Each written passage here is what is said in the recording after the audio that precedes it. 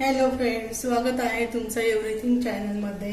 आज आपण बनवणार आहे मँगो पल्प। जो निघतो आपण जेव्हा आंब्याचा रस बनवतो त्यावेळेला, जेव्हा त्यातून आपण लास्टमध्ये जो मँगोचा जो पाणी टाकून जे पाणी काढलेले असतं ना, त्या पाण्यापासून आपण कट बनवणार आहे। बघा, आपण म्हणतो वरण भात असतो तिथे कट असतो, त्यामुळे तो कट तो आचारी लोक तो वेगळा बनवतात, परंतु सीझन मध्ये आपण आंब्याच्या पाण्यापासून, आंब्याचे जे आपण नंतरचे पाणी काढतो त्या पाण्यापासून आपण कट कसं बनवायचं ते आपण बघणार आहे। त्याकरता मी येथे पॅन मध्ये घेतलेले आहे 2 चमचे तेल, जिरे आणि मोहरी कडकडीत करायला ठेवलेले आहे।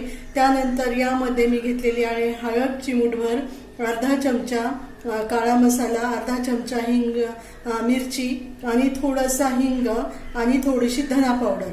तुम्ही तुमच्या आवडीप्रमाणे किंवा तुमचं जे क्वांटिटी असेल त्याप्रमाणे याचे प्रमाण तुम्ही कमी जास्त करू शकता। आणि आपल्याला आंबटची चव आपण थोडीशी स्किप करण्यासाठी आपण त्याच्यामध्ये गूळ टाकणार आहोत, म्हणजे गोड आंबट टेस्ट येईल। तर यामधली जी सामग्री आहे ती परत एकदा मी तुम्हाला सांगते। अर्धा 1 वाटी आंब्याच्या पल्प पासून घेतलेले पाणी, यामध्ये हळद, मसाला, मिरची, मीठ आणि धना पावडर घेतलेले आहे आणि हिंग घेतलेला आहे, यामध्ये थोडासा गूळ घेतलेला आहे। तर आपण बघूया कशा प्रकारे आपल्याला बनवायचं आहे। खूप इझी आहे फ्रेंड्स, पण खायला इतका अप्रतिम लागतो। हा भाताबरोबर खाल्ला जातो।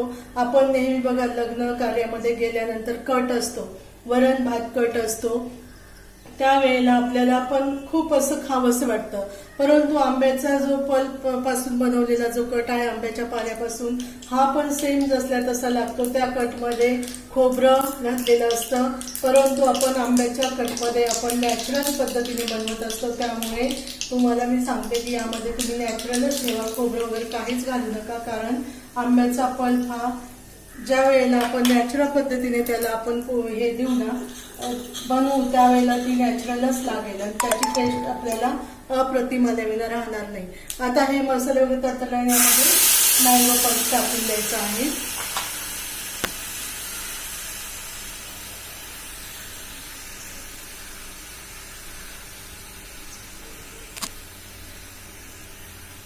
मँगो पल्प टाकल्यानंतर 2 मिनिटं याला उकळून द्यायचा आहे। उकळल्यानंतर यामध्ये आपल्याला आपण जो घेतलेला आहे गूळ, तो गूळ ऍड करायचा आहे। खूप सिंपल आहे, फक्त 5 मिनिटांमध्ये हा कट बनवून तयार होतो, पण खाण्यासाठी तुम्ही म्हणाल तर फार अप्रतिम आहे। एक वेळेला अवश्य करून बघा, कारण हा कट खूप सुंदर लागतो। आणि आंब्याच्या कोणताही पदार्थ बनवला आंब्यापासून तर तो टेस्टीच लागणार आहे। हा कटाचं टेक्स्चर बघा किती सुंदर आलेलं आहे। आणि याच्यामध्ये हिरवी मिरची किंवा कोथिंबीर किंवा कढीपत्ता नाही घालायचा, कारण आपल्याला नॅचरल पद्धतीनेच करायचं आहे। बघा, आता ह्या कटाला उकळी आलेली आहे, यामध्ये आपण जो गूळ होता तो टाकलेला आहे। परत एकदा सांगते, जिरे, मोहरी, तेलची फोडणी दिलेली आहे। नंतर यामध्ये आपण हिंग, मिरची, मसाला, हळदी, मीठ आणि धना पावडर तुमच्या अंदाजानुसार घेऊ शकता। मी अर्धा चमचा घेतला आहे हिंगाची मूठभर आणि हळदीची मूठभर घेतलेली आहे। त्यानंतर एक आपला मँगोचा पूर्ण रस काढल्यानंतर जे पाणी होतं 1 वाटी पाणी घेतलेलं आहे आणि त्यामध्ये थोडासा किंचित गूळ टाकलेला आहे। बघा, आता हे उकळलेलं आहे।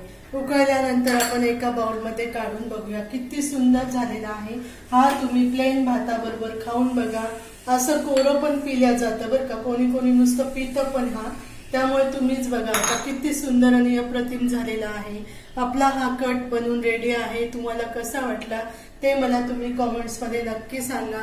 बघा, आपला हा जो कट आहे तो किती सुंदर दिसत आहे। कट बघा तुम्ही किती सुंदर दिसत आहे, कटाची तरी वगैरे एकदम छान आलेली आहे। असं बघा वाटतं आहे भाताबरोबर तुम्ही लगेच खाणार आहात।